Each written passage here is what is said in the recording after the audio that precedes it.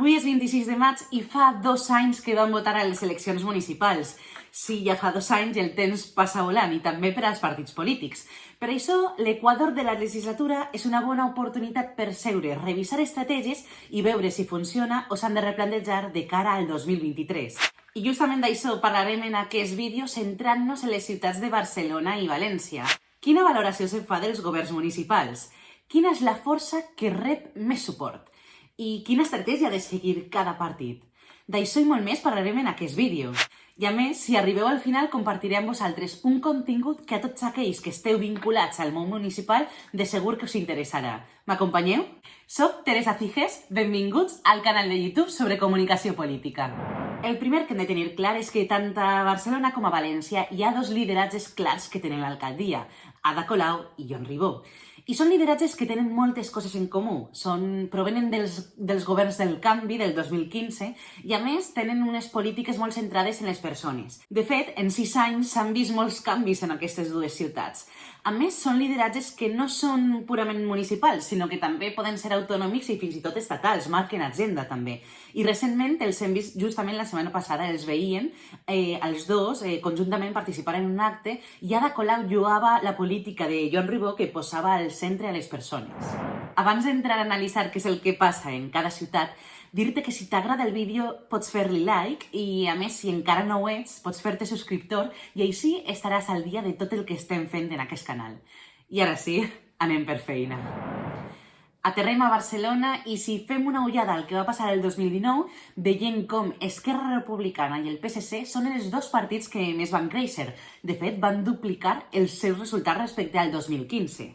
Esquerra va guanyar 84.000 vots respecte al 2015 i els Comuns, el partit d'Ada Colau, va perdre 20.000, però tot i així van acabar governant pel pacte amb el PSC i el suport extern de Ciudadanos. 2 anys després, quina és la situació?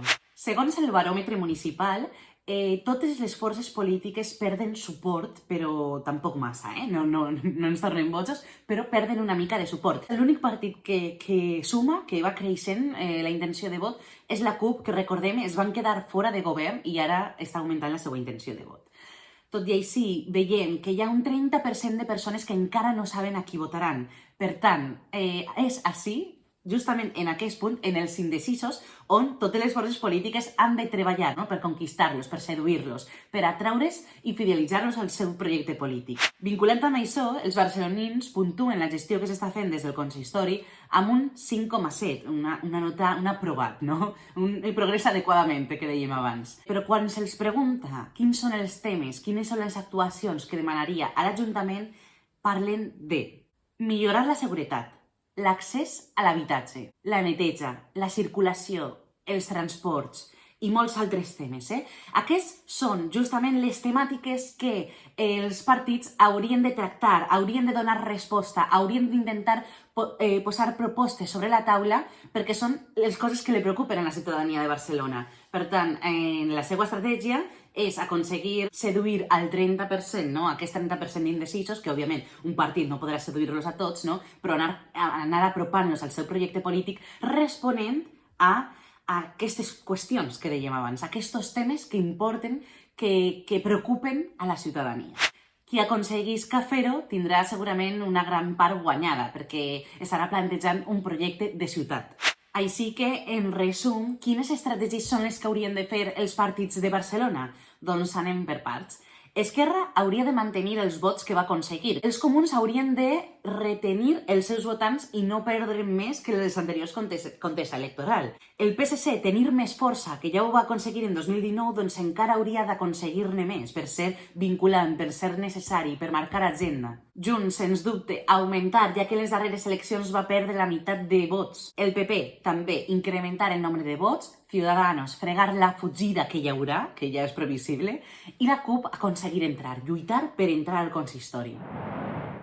I què passa a València? Doncs la cosa està molt emocionant també, perquè hi ha 2 factors claus. Per una banda, el factor Joan Ribó, ja que no sabem, no nosaltres únicament, sinó tampoc el partit sap, ningú sap què farà Joan Ribó, si voldrà tornar-se a presentar o no a les properes eleccions com a alcaldable. I si no, el problema té compromís perquè no té un lideratge clar, potent, que puga succeir a hores d'ara, no dic en 3 anys, però a hores d'ara puga succeir a Joan Ribó. Si tot continua igual i Joan Ribó continua presentant-se d'alcalde, la cosa no variarà molt en les forces progressistes, però sí que pot variar en la dreta. Per què? Perquè tenim una María José Català que ara serà número 2 de Mazón, serà molt visible a tot el territori i segurament li treballaran molt més el seu lideratge. A més, el segon factor és aquest, el factor Francisco Camps, perquè Francisco Camps, un resum per als que no ho heu seguit, vol ser alcalde de València, però el PP no vol que ho siga. I alhora està pressionant i està fent actes públics, declaracions a premsa, etc., per anar marejant la perdiu i a veure què passa, no? A veure si li fan cas finalment o com es desenvolupa això. Per tant, tenim el factor Joan Ribó, el factor María José Català i Francisco Camps, i podria aparèixer també un Toni Cantó, que hi ha qui diu que podria ser alcaldable de València també. Per tant, tant l'esquerra com la dreta estan en una situació que a hores d'ara és una mica indefinida. Però què va passar en 2019? En 2019, tant Compromís com el PSOE van créixer molt respecte a les anteriors eleccions. De fet, el PSOE va créixer moltíssim, però Compromís va aconseguir passar del segon lloc al primer lloc, a ser la força més votada a la ciutat de València. Recordem que el 2015, tot i governar Compromís i PSOE, va guanyar les eleccions el PP. Com comentàvem abans, el repte serà, sens dubte, mantenir aquesta majoria d'esquerres, perquè la dreta no se'ls menja, ja que les diferències són molt xicotetes. I què diuen les enquestes? Doncs és molt cridaner la diferència abismal que trobem entre el grau de coneixement. És a dir, moltíssima gent coneix a Joan Ribó, però hi ha una diferència molt gran a María José Català i Sandra Gómez, que són les següents. Una diferència d'uns 60 punts, que és una barbaritat. Per tant, en aquests 2 anys que queden per davant, la resta de candidatures s'han de treballar molt bé el lideratge i treballar el donar-se a conèixer pel territori, treballar la marca personal i el grau de coneixement.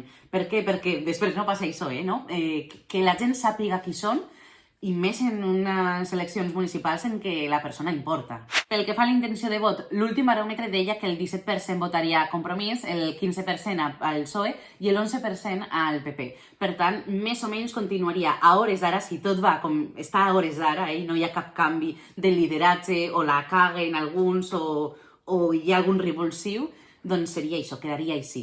I fent la comparativa també amb el que dèiem a Barcelona, quins són els temes que preocupen als valencians, als habitants de la ciutat de València?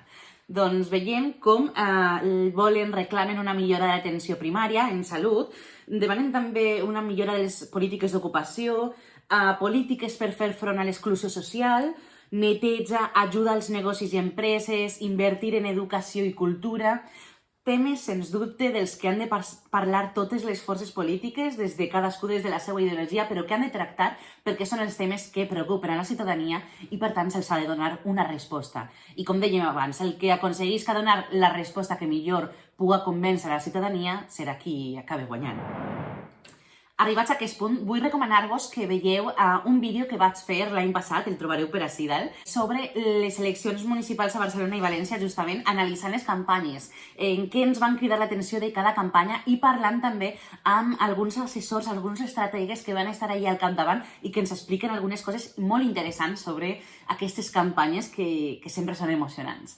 I per últim, el que us deia, un contingut que us pot ser molt de valor per al món municipal, per a aquells que esteu tant regidories com activistes, militants o no vosaltres, però coneixeu algú que els puga interessar, doncs mireu, ací a la descripció us deixo un enllaç a una publicació que he fet amb la Fundació Nexe, que és una guia per a la comunicació política municipal, una guia per a candidats, partits i activistes, on es desglossa de forma molt pràctica què s'ha de fer, com fer un pla de comunicació i quines estratègies comunicatives s'han de fer d'ara fins a les eleccions i després de les eleccions també, en la campanya permanent. Així que ja sabeu, el link a la descripció del vídeo la trobareu l'enllaç i és totalment gratuït i podreu gaudir-lo, passar-lo a qui creieu que li puga interessar, etc. És tot vostre.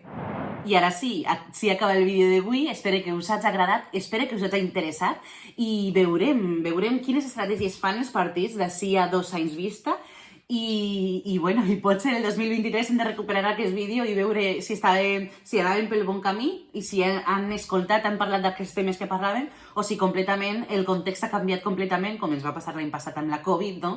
I han hagut de parlar d'altres temes o posar altres temes a sobre de la taula o altres lideratges polítics, que també pot ser. Així que veurem què passa. Moltes gràcies per arribar fins ací. Ja sabeu, si podeu compartir en xarxes aquest vídeo amb amics, familiars, per WhatsApp, jo que sé, com vulgueu, ajudareu a fer molt més gran aquest projecte i si us subscriviu, també. Moltes gràcies i fins el proper vídeo. Adeu!